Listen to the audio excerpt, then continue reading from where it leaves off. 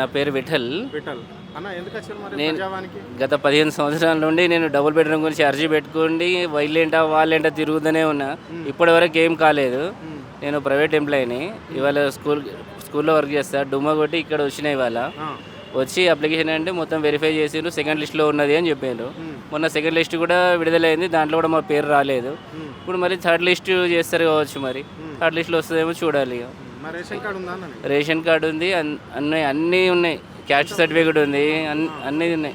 ఎంతమంది అన్న పిల్లలు? 2 పిల్లలు. ఏం చదువుకుంటారు?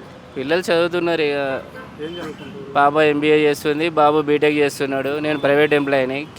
కిరాయకుంటా. మరి వాళ్ళకి నేను సంపాదించిన సంపాదన సగం కిరాయికి పోతుంది, సగం ఈ గవర్నమెంట్ ఆఫీసులు తిరగడానికి పోతుంది. వీడు ఇస్తాడంటే వీనికి 1000 రూపాయలు, వానికి 2000, 5000. ఎవడు ఇస్తాడంటే ఇక మనకు కావాలి ఇల్లు. ఏం చేస్తాం? మనం వాళ్ళంటే తిరగలేము. ఎవరు బ్రోకర్లను పట్టుకోవాలి. వీడు 5000 ఇస్తాడంటే ఇప్పిస్తా అంటే వానికి ఇచ్చుడు అట్నే అవుతుంది.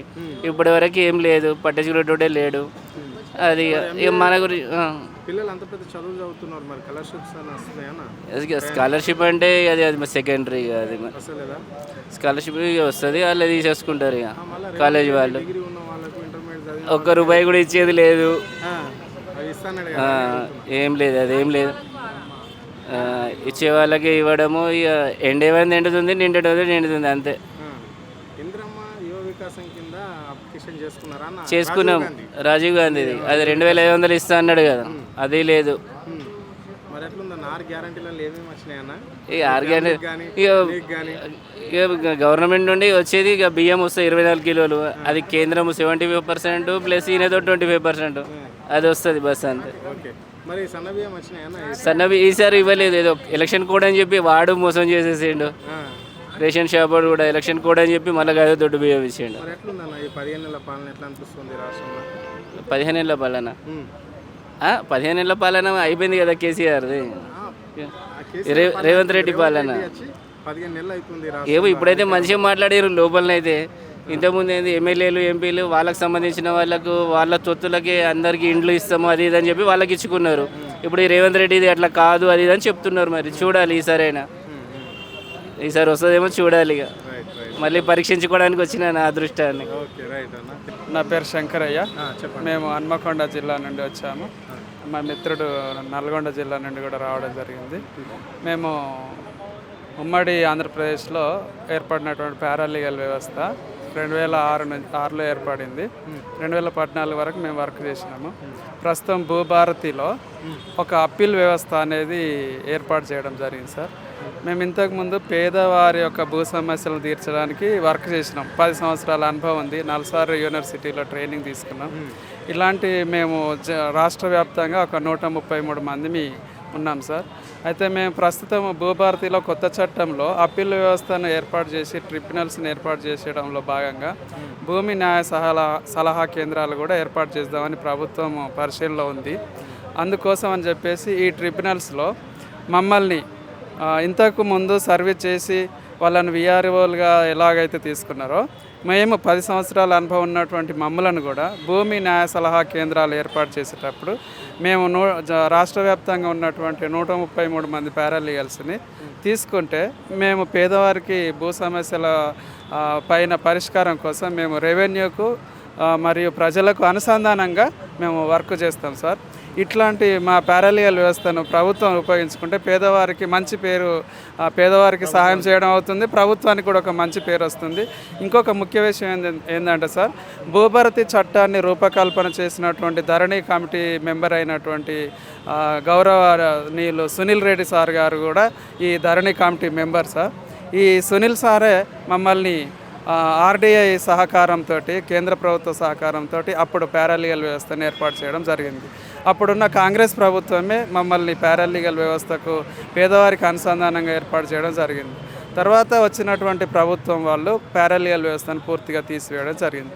కాబట్టి ప్రభుత్వానికి మా యొక్క పారాలీగల్స్ తరఫున మేము విజ్ఞప్తి చేసేది ఏంటంటే, ప్రస్తుతము భూభారతిలో ఏదైతే నూతనంగా ఏర్పడుతున్నటువంటి అప్పీల్ వ్యవస్థలో, ట్రిబ్యునల్ వ్యవస్థలో జిల్లాకు ఒక ట్రిబ్యునల్ స్థాయి ఏర్పాటు చేయడం జరుగుతుంది. కాబట్టి దయచేసి మేము రాష్ట్ర వ్యాప్తంగా ఉన్నటువంటి మా 133 మంది పారాలీగల్స్ని అందరినీ కూడా న్యాయ సలహా కేంద్రాలుగా తీసుకుంటే మేము పేదవారికి ప్రభుత్వానికి మధ్యలో ఒక వారధిలా మేము పనిచేస్తాం సార్.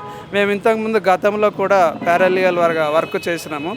ఒక ప్రతి జిల్లా వ్యాప్తంగా కూడా పేదవారికి సమస్యలను భూ సమస్యలను పరిష్కరించి పట్టా పాస్బుక్లు కూడా ఏర్పాటు చేయడం ఇప్పించడం జరిగింది సార్.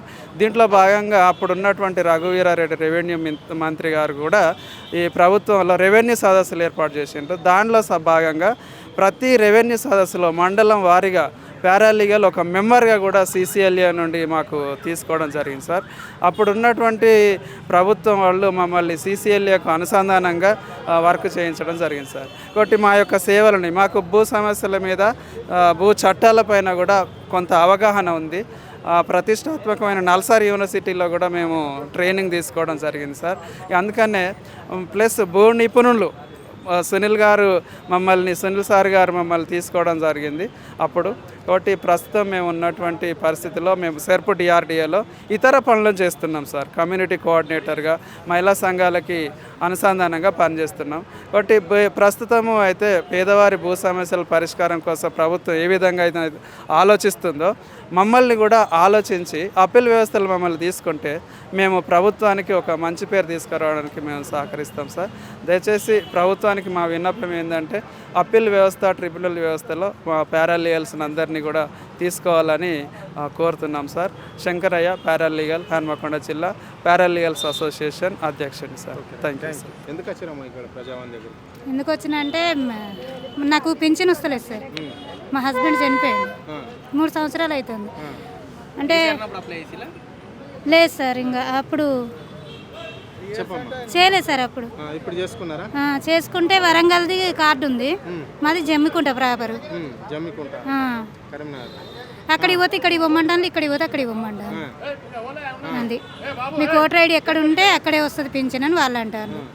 కాదు వరంగల్ వస్తుందని వీళ్ళు అంటారు. 2 కాడికి వెళ్ళిన అప్లై చేస్తే రావట్లేదు. నాకంటే వెనక పెట్టిన వాళ్ళందరికీ వచ్చినాయి, మాకు రాదు. అంటే మొన్నసారి వచ్చినా కానీ ఆ రోజు టైం సరిపోలేదు సార్. ఈ రోజు వచ్చినాం మళ్ళీ. అవి కూడా ఏం లేవు సార్ మాకు, ఇండ్ల కోసం కూడా. కానీ ఇప్పుడు ప్రస్తుతానికైతే పింఛన్ పెట్టుకుంటానని వచ్చింది. మాకు ఏది రాలేదు సార్, ఏది రాలేదు. అంటే బస్ ఫ్రీయే కానీ ఇక బస్కు వస్తామా సార్, చూస్తాను కదా ఎంత పబ్లిక్ ఉందో. అవసరాన్ని బట్టి పైసలు పెట్టుకుని పోవాల్సిందే, తప్పదు. అవసరం లేని వాళ్ళు అందరు తిరుగుతా అంటే అవసరం ఉన్న వాళ్ళకి బస్సు దొరకట్లే, ఇబ్బంది అవుతుంది. ఇక మాకు ప్రస్తుతానికైతే ఏమీ లేదు, రాదు అని అనుకుంటున్నాం. లాస్ట్ ఇది ఫైనల్. ఇక చాలా తేడా ఉంది సార్. ఇప్పుడు మాకు కరెంటు బిల్లులు ఫ్రీ అన్నారు, వచ్చిన వాళ్ళకి వచ్చినాయి, రాని వాళ్ళకి రాలే. రాని వాళ్ళకు డబుల్ బిల్లు వస్తుంది కానీ ఇంకేం లేదు. మాకైతే బిల్లులు శాంక్షన్ ఏం కాలేదు. ఏం ముందు ముందు చేస్తే తెలియదు. ప్రతి మహిళకు ఒంటరి పెన్షన్ ఇస్తామన్నారు. మళ్ళా అత్తకు 4,000, ఇక ఈ 2,000 ఇవ్వనండి సార్. 4,000 తర్వాత ఇద్దరు కానీ అంతేనా? అంతే సార్. ఇప్పుడు మంచిగా నడుస్తుంది అంటారు ప్రభుత్వం. ఇక అది వచ్చిన వాళ్ళకు మంచిగా అనిపిస్తుంది, రాని వాళ్ళకి బాధ అనిపిస్తుంది. ఉన్నోళ్ళు ఉన్నదే తినుకుంటా ఉంటారు కనుక కంపల్సరీ వాళ్ళకి మంచిగానే అనిపిస్తుంది. రాని వాళ్ళ పరిస్థితి ఏంటిది అనేది సార్ వాళ్ళు ఆలోచించాలి. అంటే ఎంతమంది ఇట్లాంటి వాళ్ళు ఉన్నారు, మాసమంటి వాళ్ళు అనేది ఆలోచించాలి తప్పకుండా. ఒకవేళ సార్ అడిగితే మాత్రం నేను ఇదే చెప్తా, ఖచ్చితంగా అడుగుతా. ఇప్పుడు ఏదో పాలనని పెడతాను, అదే అవును సార్, అదోటి ఇదోటి ఫ్రీగా ఇస్తున్నాం, అది ఇస్తాను, ఇది కాదు. ఇల్లు లేని వాళ్ళకి ఫస్ట్ చూడమనండి, కార్డు లేని వాళ్ళని చూడమనండి, అందులో పిల్లల పేర్లు యాడ్ కాలేదు అవి చూడమనండి. ఇప్పుడు పింఛన్ అంటే అసలు రాలేదు. ముసలి వాళ్ళకి కూడా చాలా మందికి రాని వాళ్ళు ఉన్నారు. నా హాస్పిటల్ వాళ్ళు అయితే ఇంకా లేని వాళ్ళు అయితే చాలా. అది పిల్లలకు ఉద్యోగాలు వస్తాయి అన్న గ్యారంటీ అయితే లేదు. చదువుకొని నా కొడుకు కూలి చేస్తాడు. ఏం చేస్తాను సార్? ఇప్పుడు ITI అయిపోయింది సార్, డిగ్రీ చేస్తాడు. ఏమిస్తాడు సార్? ఏమిస్తాడు? అదే కావాలి. ఇప్పుడు ముందుకొచ్చి మాట్లాడితే ఏమిస్తారు అనేది తెలుస్తుంది.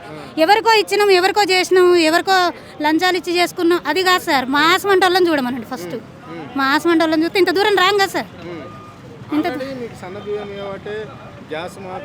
ఎక్కడి నుంచి సార్? ఎక్కడి నుంచి పెట్టిన పైసలే వస్తలేవు గ్యాస్లా, ఎక్కడి నుంచి వస్తాయి? ఇంకా 50 రూపాయలు పెరిగినాయి. అవును కదా సార్, మొన్న 5 days కింద.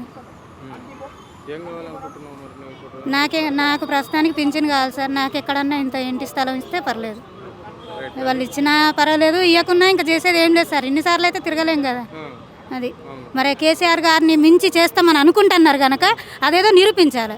నిరూపించకుండా చేసినాం గొప్పలు చెప్పుకోవడం కాదు, వాళ్ళకి వాళ్ళు డప్పులు కొట్టుకోవడం కాదు, నలుగురికి ఉపయోగపడే పని చేయాలి. ఇప్పుడు మా ఇళ్ళల్లో కనీసం ఒక 10 మందికి వచ్చినాయి ముసలోళ్ళకి, ఏది పింఛని, అవి కూడా మీరు ఆపేస్తాను 2 సార్లు ఆపేసిండ్రు. కారణం ఏంటిది? అది కావాలి కదా సార్. అది ముందు పాలన నడవాలి అంటే లేని వాళ్ళకి చేసి చూపించమనండి, ఉన్న వాళ్ళకి కాదు లేని వాళ్ళకి చేసి చూపించమనండి. అది మాకు నచ్చేది అదొక్కటే సార్.